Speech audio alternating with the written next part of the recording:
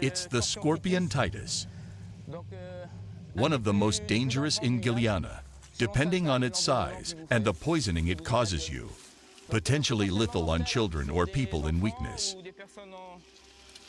Very common on trees. That's why you shouldn't put your hands on trees without gloves. How do you treat poisoning with that, guys? How do you treat? In the middle of the jungle to heal, nothing beats the D system. It's for the bite. No negative. That's good for disinfection, but the problem is the toxicity of the venom. The advantage with that, like a wasp or a hornet, the injection is not very deep.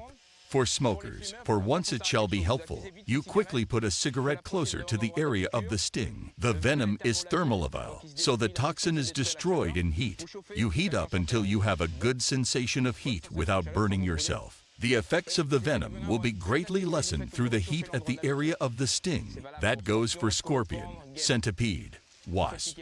You are stung by this. A lighter, a heat source. You apply for a while, just what's bearable. You will see the effect of edema, and the effect of pain will disappear compared to if you don't treat it that way. Thermolevel is the term. It's the first time I am seeing a real scorpion. I see them in movies. It's small but deadly. Yeah, in a bottle it's not scary, but I can't see myself holding it without the bottle.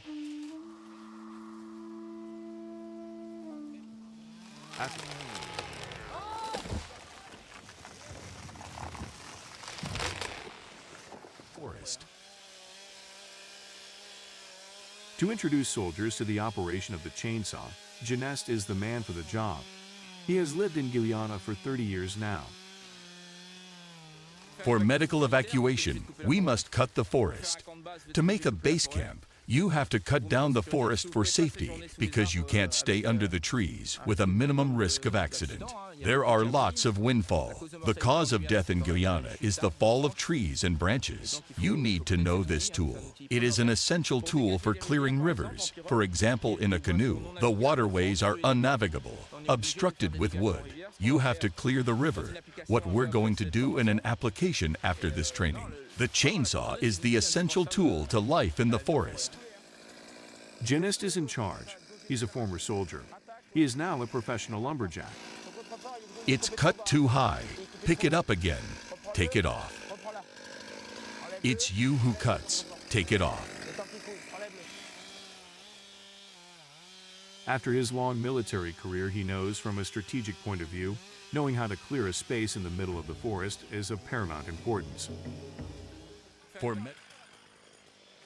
We train them to use a chainsaw safely so that they can cut trees and not endanger their lives with these particular techniques. If they had acquired experience in the metropolis, they are not same at the tropical level. We are forced to give them specific training. They're ab initio, who sometimes haven't seen a chainsaw in their lives just at the start of the week. The challenge is to try in a week to make them understand what chopping is and that they can practice it safely. We're going to look over there. We won't cut that. That is done. We will do cuts on the ground. In the Amazon, apprentice lumberjacks will quickly discover it. Working with wood is not without risk. You are never safe from a bad encounter.